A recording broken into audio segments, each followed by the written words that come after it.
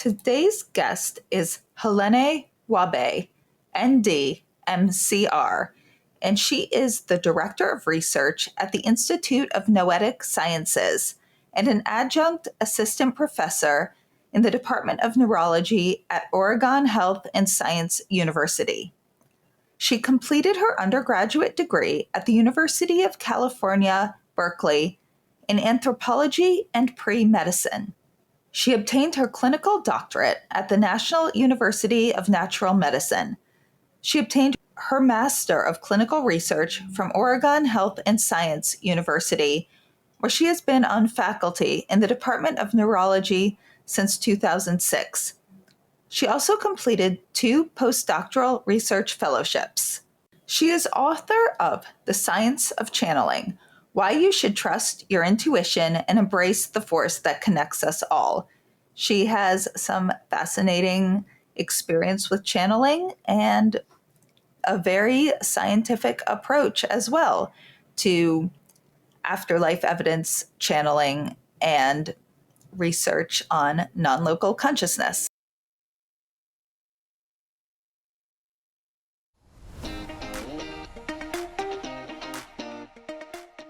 Welcome to What the Fuck Just Happened. I'm your host, Liz Enton. If you listen to the intro, you know my story. If not, here's a brief summary. I'm a sciencey-skeptic, and when my dad died, I took a shot in the dark and decided to investigate if there was any possible evidence of an afterlife. I assumed that was as realistic as Santa Claus, but I was desperate. However, I was so blown away by what I discovered that I wrote a book and launched this podcast. In this podcast, I will be talking to some fairly normal people about some really weird shit. I speak with everyone from psychic mediums and afterlife researchers to ordinary people who've had some inexplicable experiences. So come, listen. There's no need to draw any final conclusions. Keep an open mind and wonder, what the fuck just happened?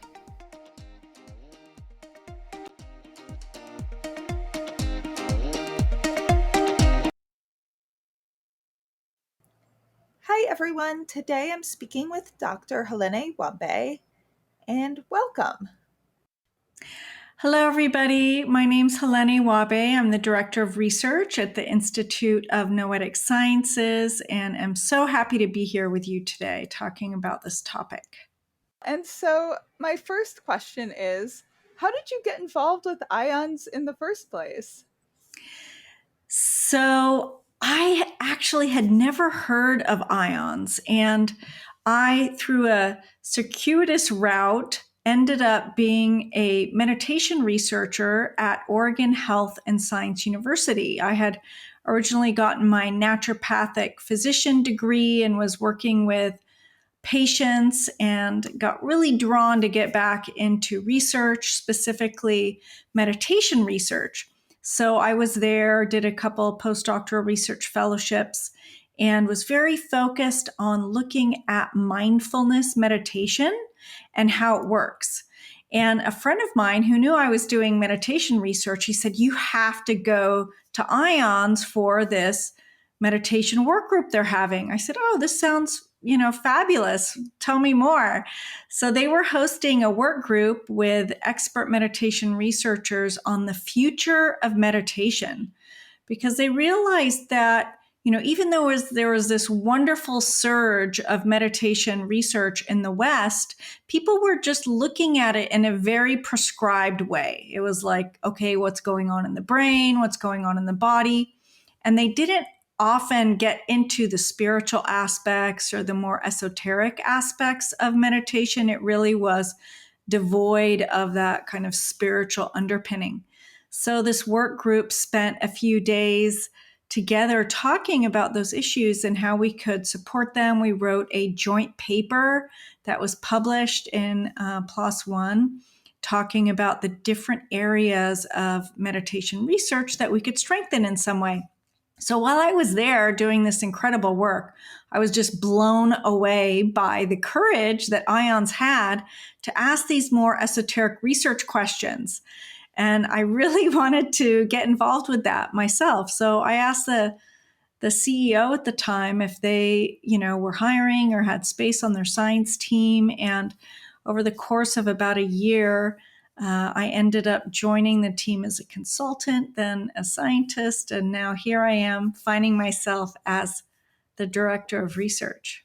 What are some of the studies that are currently being conducted by IONS that you're most excited about? IONS has two major research programs that we call part of our strategic pillars, if you will. The first one is called the IONS Discovery Lab. And this is basically looking at transformative practices and how it affects people. And it's based on our guiding premise, which is that we are all interconnected and that embodying that awareness allows us to access information and energy from beyond our conventional notions of time and space, which in turn can profoundly amplify well-being, transformation, and innovation. So that's a mouthful, right? But you can kind of split it up into three concepts: interconnectedness, extended human capacities, and well-being.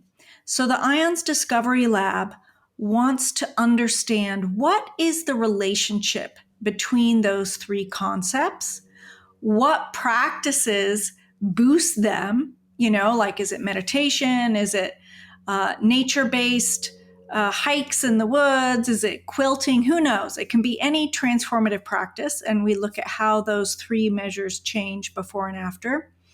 And then the third question is, what is it about me as an individual that makes it so that I might do better with a meditation retreat versus a, polka retreat or whatever? I'm just making up silly examples. So, but it really is about the individual characteristics. So what is the relationship? What practices shift it the most? And what are the individual relationships? So that's the IONS Discovery Lab. And what's so cool about it, the acronym for that is IDEAL, IDL. What's so cool about the IONS Discovery Lab is any of your listeners who are or know of workshop leaders can enroll with IDEAL, and we have their participants do surveys before and after any type of workshop that they have. And then we will at no cost give them a report showing them how their participants have shifted. So to us, this is really an important piece of it because it is a service to the community that allows us to actually evaluate all of these incredible practices by a third party. So if any of you in the audience are excited by this, please reach out to us at research@noetic.org because we'd love to partner with you on this IONS Discovery Lab collaboration. So that's one major area of focus that the science team's working on. Another area is what we call IONS X, which is what we call our moonshot, because it's really about practical applications of consciousness affecting the physical world. So how does my intention influence the world around us? So we have a number of different studies that look at this. But if you tease apart this kind of idea of consciousness affecting the physical world, you have the consciousness, or me. I'm the operator, right? I'm the one who's directing my intention towards something. And that something we call a target. So that target can be photons. It could be a plasma ball. It could be cells in a petri dish. It could be chocolate. It could be tea. We could really direct our intention towards anything. And then the relationship between the operator and the target can be moderated by whether we're close to each other, whether it's a full moon, whether we're in North America versus South America. Who knows what actually influences that relationship? So we're really wanting to understand all those various pieces. And we know from previous studies that we've done and others have done that there is growing evidence that our intention, in fact, does affect the physical world. So that's really exciting. I know those are our kind of main strategic pillar programs, but we also have the channeling, IONS channeling research program, which is really where my specialty is, and I imagine of interest to your audience on this podcast. And that really is about our innate human capacity. At least I'm proposing that it's innate, that everybody has this ability to access their inner wisdom, this what we call the noetic, this knowingness that's beyond our five senses, that all of us can do that. And the way that we do it is really unique to us. So when I first came to IONS, I had a very rich personal background in this, and I was so excited to be able to bring my research training to this topic and developed a research program that's looking at important questions like, what do we already know? What does channeling look like? Who can do it? Can we actually verify the information? Is the content useful? And how does it work? So we have many, many different studies that are getting into those pieces. And I'll just clarify, some people, when they hear the word channeling, they're like, oh, that's, this very one specific thing. But the way I think of channeling is really as a broad umbrella term that includes a wide variety of experiences, from intuitive gut hunches to precognitive dreams to the more extreme things like mental mediumship or trance channeling, which is what people often think of when they hear that word, trance channeling. So I'll stop there because I know I've been talking a lot. I'd love to hear your thoughts on all of that. No, it's all fascinating. I just want to back up and ask you one question before we delve really into channeling. You mentioned how our consciousness, which can influence matter, and studies on tea and chocolate. What would that even mean? A study on tea and chocolate? How would that be influenced? So our chief scientist, Dean Radin, did a series of studies that were really so cool because he had people direct positive intention to chocolate. And the participants, it was so easy to recruit people to participate in that study. Of course, everyone wanted to get a bar of chocolate and taste chocolate. So basically, he had two batches of chocolate, one that had positive intention for better mood imbued into it, and one that didn't. And it was all blinded, meaning that, the people did the intention setting, but then, they were marked batch A and batch B, and then they got scrambled up and no one knew who was getting which batch, right? So the participants got sent a chocolate bar, and then they would take recordings about their mood over time. And we found that the mood of the people who had the intentioned chocolate bars was improved more than the people with the other chocolate bars.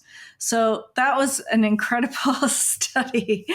And Dean did another study with tea, same thing with the tea. And I can't remember the exact outcome for the tea. But again, there was improvement in the tea that had intention associated with it. And there was an interesting relationship to people's belief about the intention, that the effect was even stronger if the people believed that intention could affect the tea. So you can go to our website. We have a web page with all of our publications, and you can type in search terms, etc., so that you can read the details of those yourself if you're interested in the nitty-gritty of the science. Yeah, I'm sure a lot of our listeners are. I'm going to ask you a quick question about the belief. Now, did it also correlate that those who had strong belief but didn't get the chocolate or tea, that got the control group without the intention, did they not report as strong mood changes? In this moment, I'm not remembering the exact results, so I don't want to misspeak, but the belief was an important piece. And so we'd have to go look at that paper in more detail to figure that out. But I will also add to that, belief is one of the strongest predictors for having channeling experiences spontaneously and for doing better in the lab on laboratory tasks. So it's really fascinating because just believing in channeling and believing that you can do it is actually one of the strongest ways to manifest that in your life. And channeling's been part of your life for your whole life. I'd love to hear a little bit about how channeling played a part in your childhood. Yeah, so I was about 10 years old when my mother took me to my grandparents' house, what they called meetings. And I walked into my grandparents' house. I was a little nervous. My mom didn't really share a whole lot about what we were getting into. And there were probably about 40 people there, all sitting around in a circle. And my uncle, who I knew, really well, was speaking in a very, very different voice, very different mannerisms, and was like giving messages to people in the circle. And so what I learned later was that, this whole idea of trance channeling, which the channeler believes that they act as a vehicle for a non-physical being to speak through them. So like envision a spirit, using my uncle's voice box or brain to actually move his mouth, to actually have words come out of his mouth. And this is done in a consensual way, meaning that there's a relationship and he said, yes, I agree to this, I give permission. So it's not like some sort of scary possession exorcist situation or anything like that. So that was what I know now is a kind of a spiritualist meeting, and that these went on throughout my upbringing. And it really colored my worldview in terms of who I kind of the true nature of reality, of who I am, of how I see the world. And it was really quite profound in influencing, I think, even my career. I mean, just the fact that I ended up at IONS, I think, is very influenced by that as well. And so within your family, was there a time you saw something that could be described as highly evidential in terms of channeling? That's a great question. I I did, and I can't get into all the examples, and many of them are quite personal, but I will share one that was pretty amazing to me. So both my grandparents on my mother's side have passed, and my grandfather passed before my grandmother, and he had been passed for a few years, and my grandmother was not doing well, and it was pretty clear that she was going to be passing soon. And we had a really heartfelt conversation about that her passing was imminent and how is she doing and is she fearful, etc. And I was by myself with her in her hospital room, and she married my grandfather when she was quite young, and it was a bit of an arranged marriage, if you will, and they were married for decades. So when we were in the hospital room, she said to me, she said, I'm not afraid of dying. She said, but I don't want to be married. I loved your grandfather, but I don't want to be married to him for eternity. That is not going to be very fun. So she was anxious about passing because she felt that she was going to be married to him for eternity. Anyway, she did pass, and I didn't share that conversation with anybody because it just felt like, I don't know if my family would really want to hear that, about grandma and grandpa. So later, my mother, who was also a trance channeler, we believed that she was channeling my grandmother. And she said to me, we're not actually still married. He does his thing and I do my thing. And I was afraid for nothing. And so, my mom did not know about that conversation. True, she could have telepathically picked that from my mind, but I wasn't thinking about it at all. And so to me, that was an highly evidential experience, that private conversation with my grandmother and then the affirmation of it through this trans channeling. That is pretty amazing. And even if, I just got chills. And, even when people say, well, they could have been reading my mind, that still shows that consciousness is communicating non locally, which gives hope and evidence that consciousness can be stored non locally, which I think adds to survival hypothesis.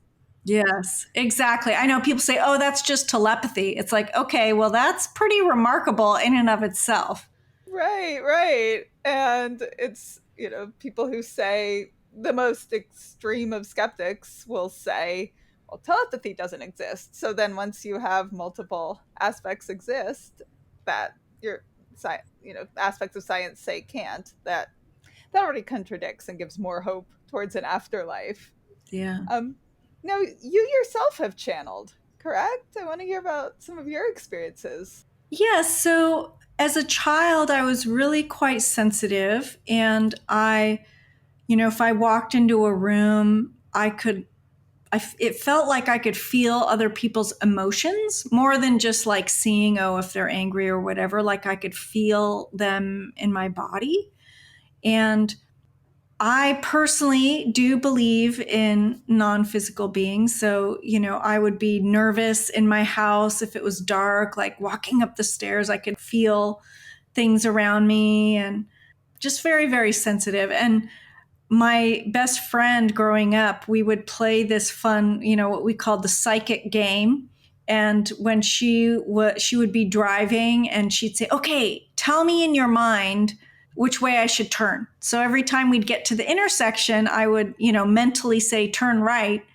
And then she would turn right. And we had like a 95% accuracy rate with that fun telepathic driving game. So, growing up, I experienced that in that way. And with my broad definition of channeling, I had also what we call claircognizance, or like these downloads of information.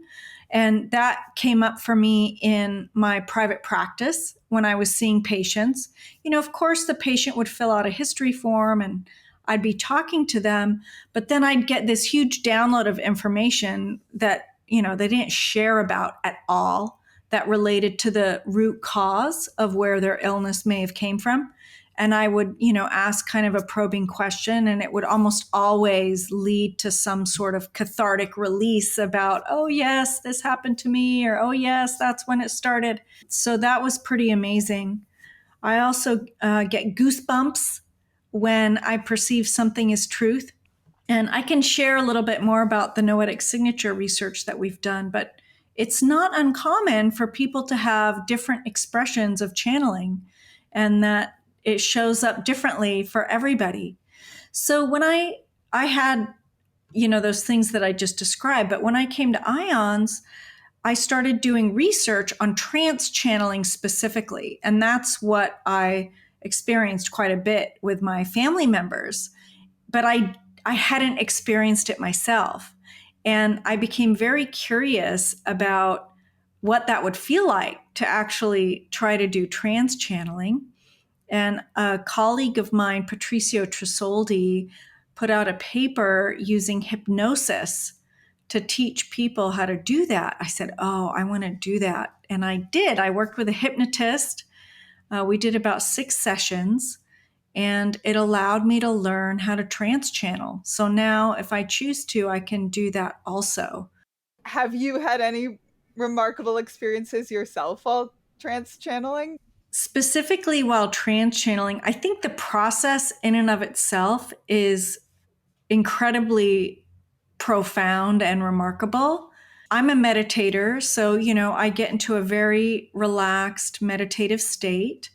And, as I'm sitting here talking to you now, I know what I'm going to say. I'm thinking about what I'm going to say. I'm, envisioning how I want to say the words coming out of my mouth. But in a trance channeling state, I literally have no clue what is going to come out of my mouth. And it's kind of like I'm observing the situation and I'm just listening like I would listen to some other speaker. And that in and of itself is so bizarre to be able to witness myself talking without knowing what I'm about to say.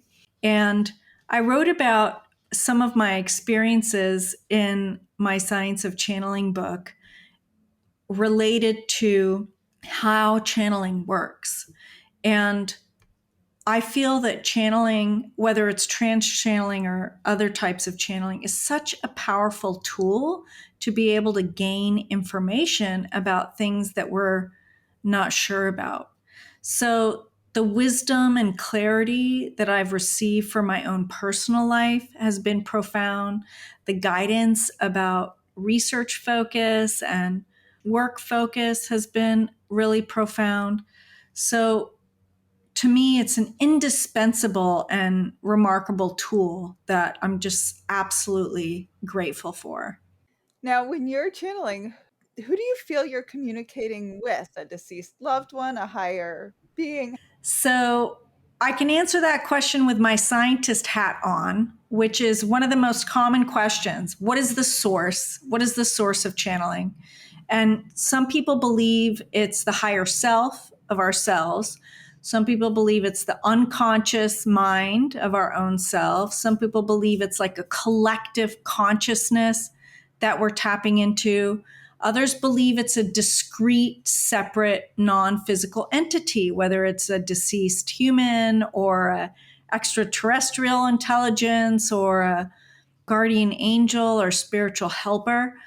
There's so many different beliefs about what the actual source is. And in this moment, we don't know. I mean, the short answer is what is the source? Is I don't know what the source is. We can't really prove, in quotes.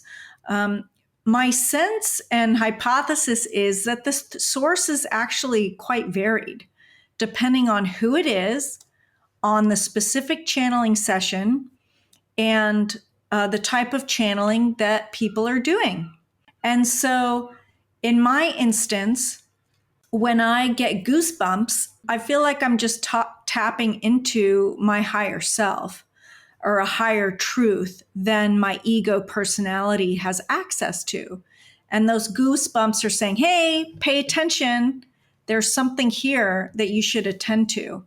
Similarly, when I'm getting those downloads of information, I'm tapping into some larger information field.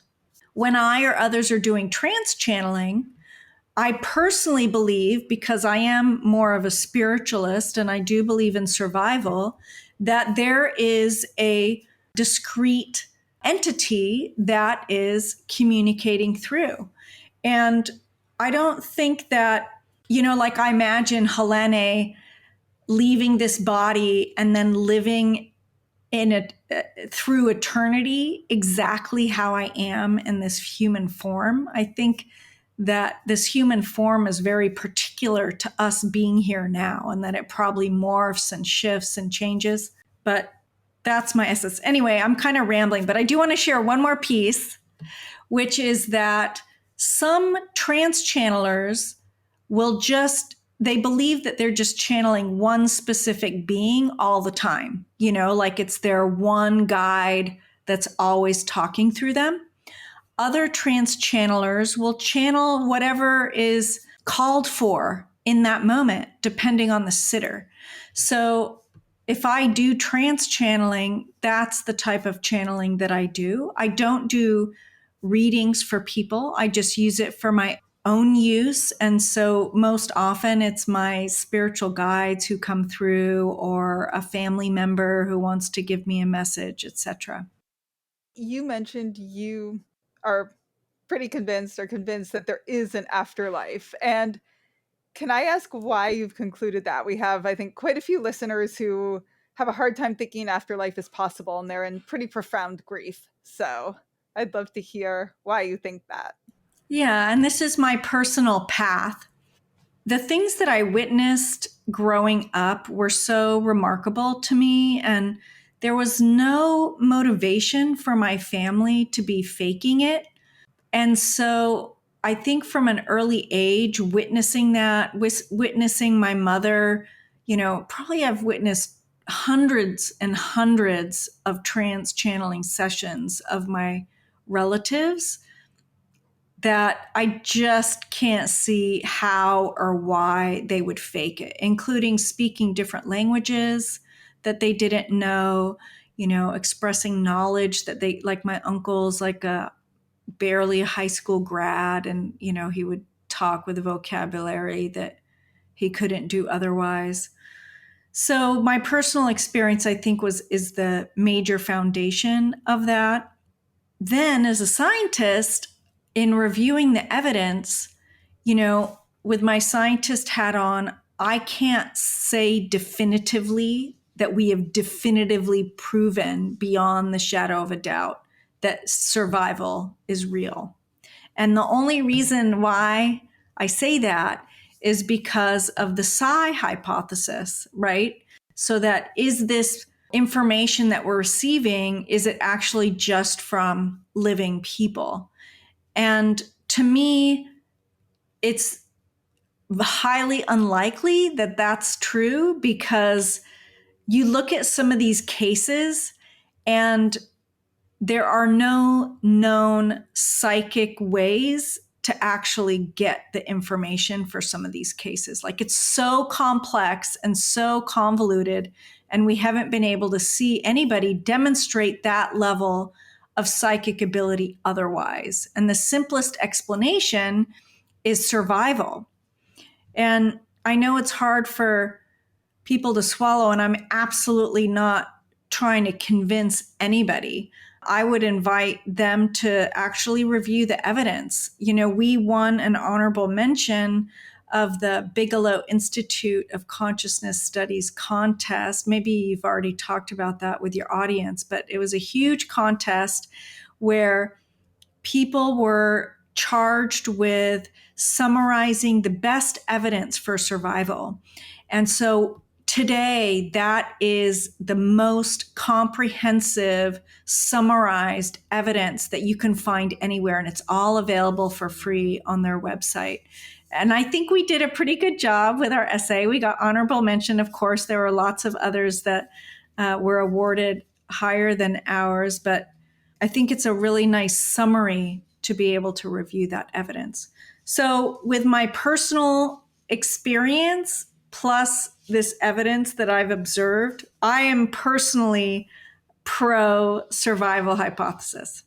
And I'm just going to add to everyone listening, most people who really investigate this deeply come away with the same conclusion. If that's what helped me early on, so hopefully that will help all of you. Do you want to talk a little bit about the essay that IONS won an honorable mention for?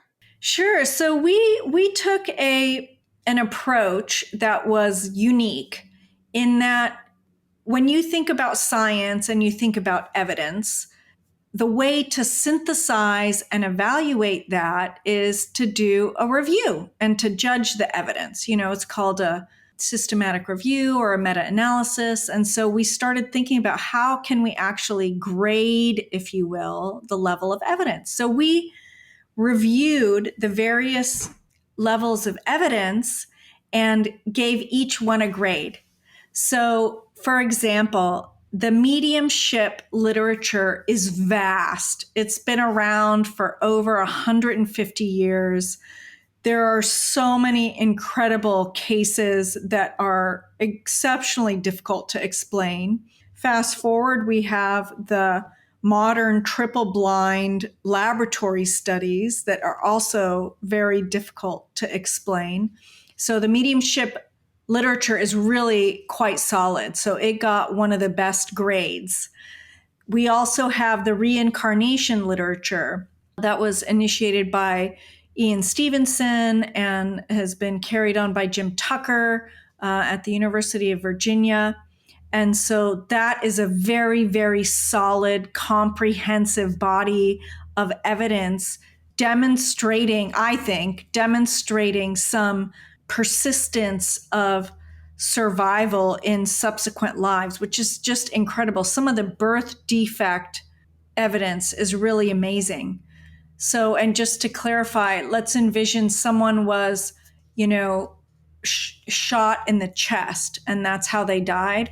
The child would be born with this huge birthmark on their chest and be saying, yes, I was shot and this is who I was, etc.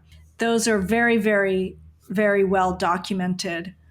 Another body of literature which is very compelling is terminal lucidity, which are patients who are on their deathbed with very extreme disease like Alzheimer's, where the brain is atrophied such that they literally cannot speak, they can't walk, they can't do anything. Their function is so incredibly low.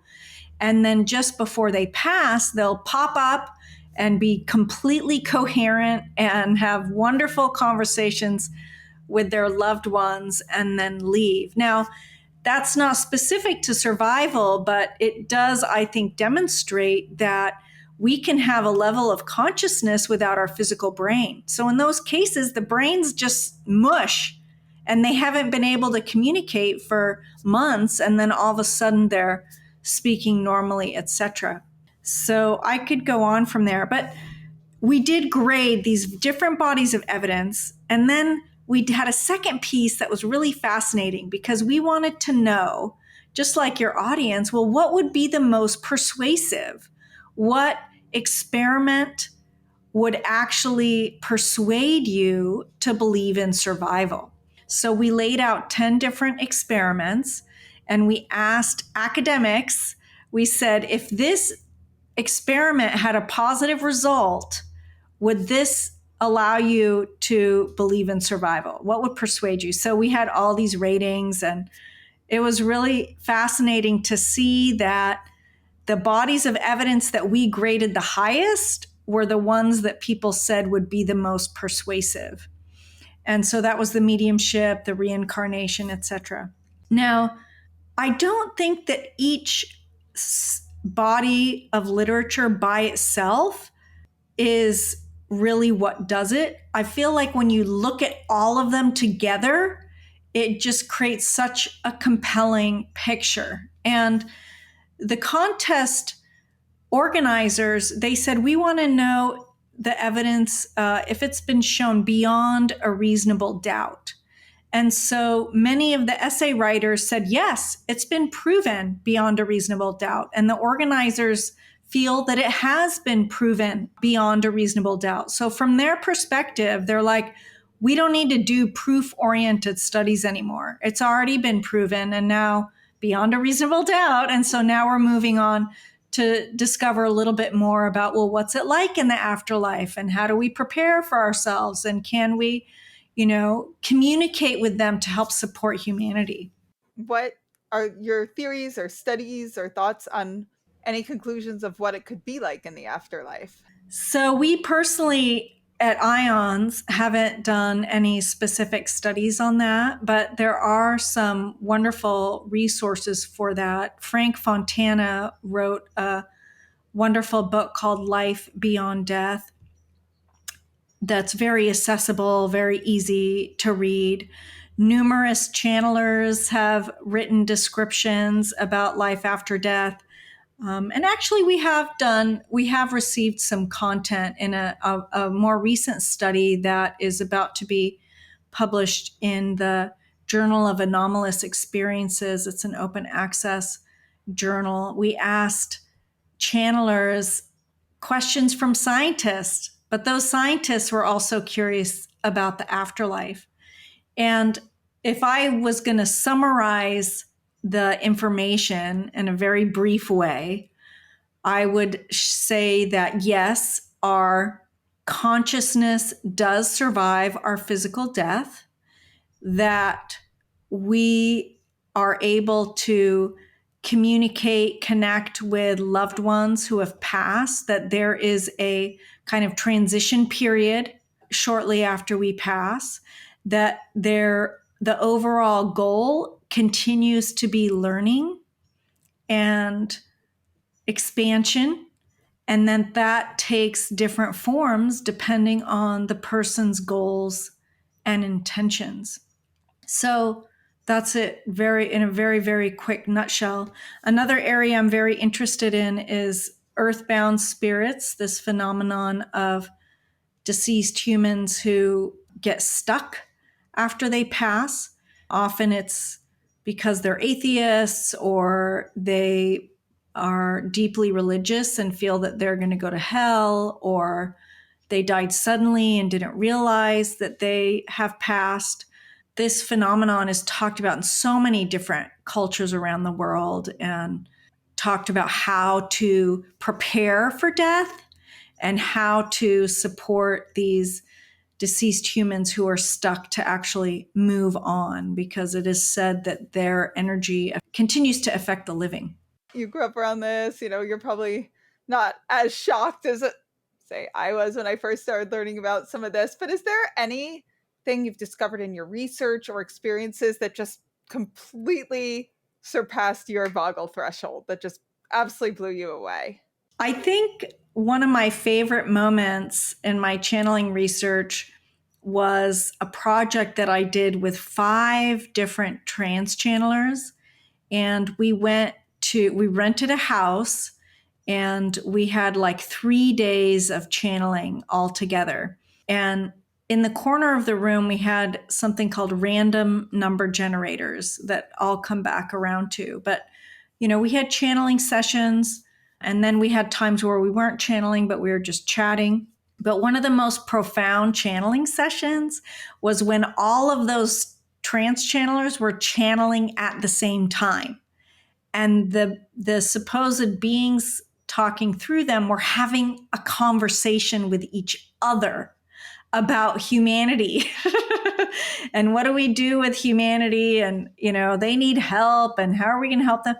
And it was really, really quite profound. And then at the same study, there was an experience where one of the supposed beings was communicating through one channeler and was having this conversation, and said, okay, now I'm going to jump across the room to them. And then all of a sudden that other channeler picked up right where they left off and kept talking. And then, that happened like 3 or 4 times around the room. That was also quite incredible. So that paper has also been published. So any of the audience members who want to learn more about that, you can find that on our website as well.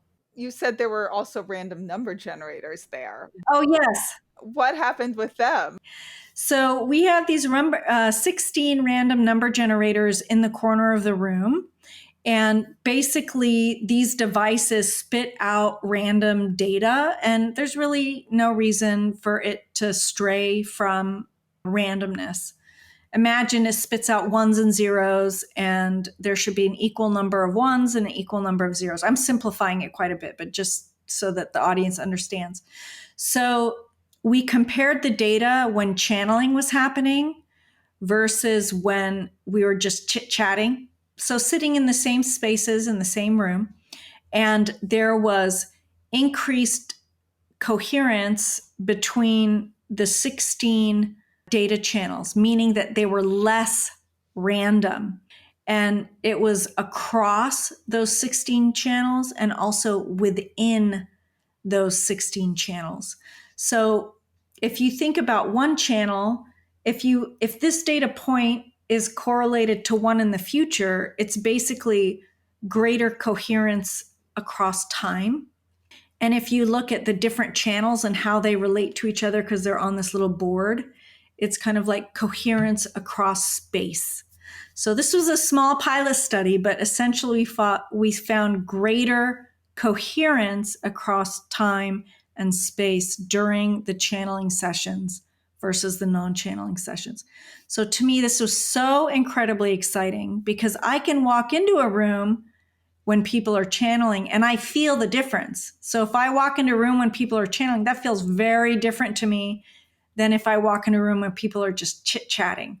So to have this device actually pick up some difference in the environment was really exciting to me. So we have since used that device for other studies, including like energy healing and biofield detection. And we think it's a pretty promising technology to be able to get at these subtle aspects of reality.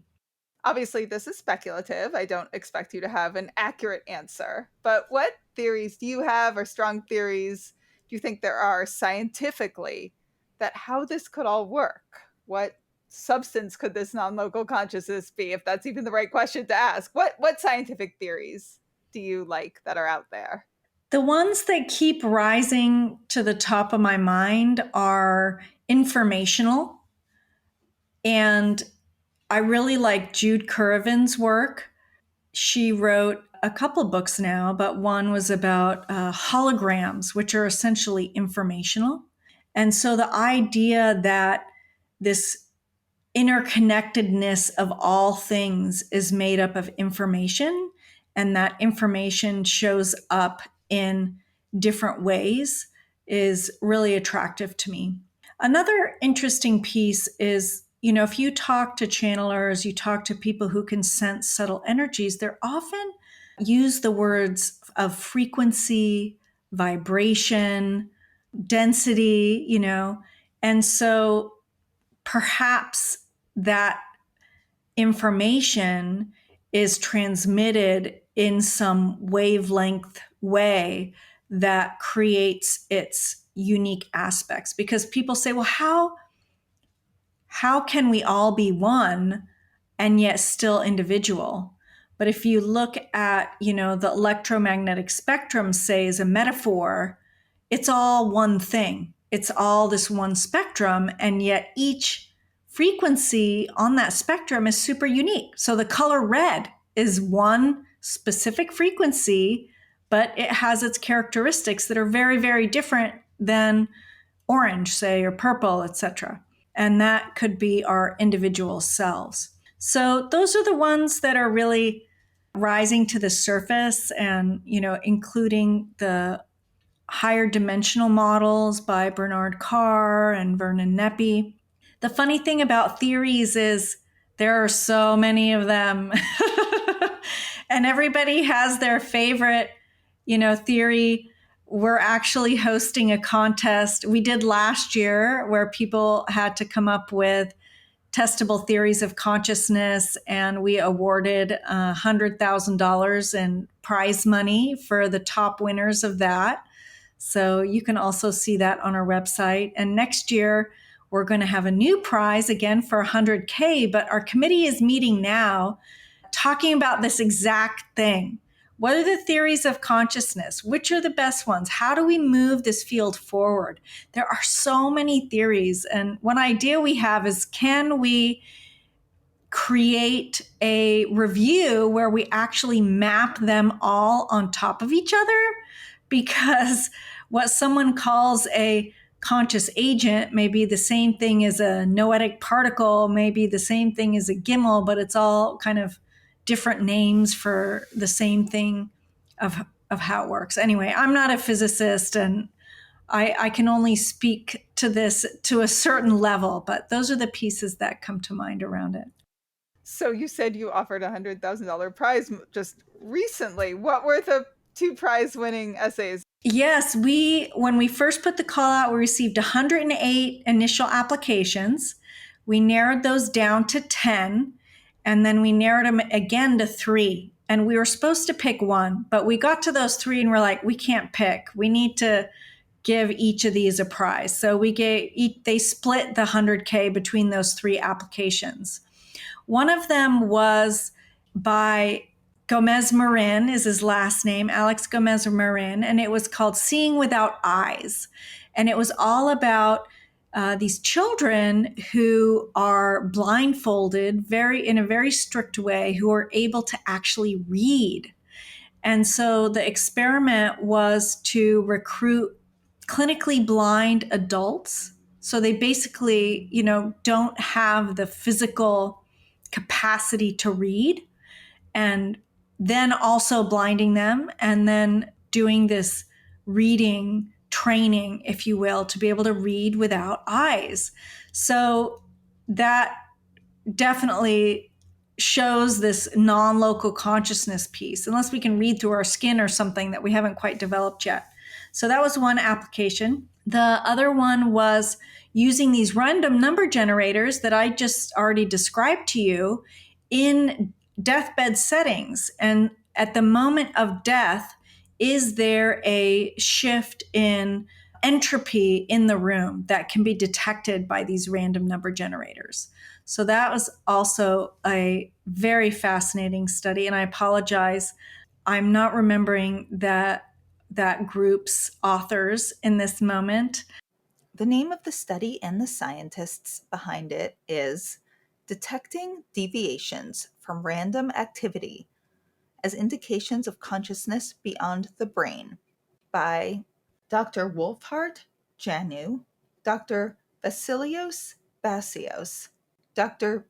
Pier Francesco Moretti, Dr. Peter Mary, Dr. Annette Grathoff, and Professor Vicente Arias.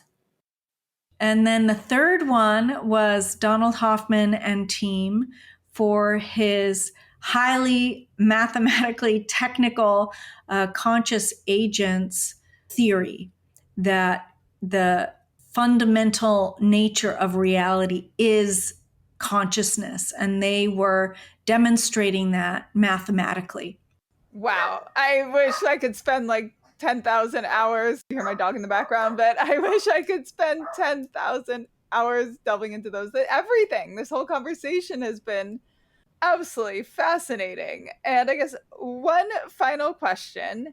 You mentioned that you believe everybody can channel to an extent. I'm sure not all of us are superstars at it, but what tips do you have for all of us to develop that ability?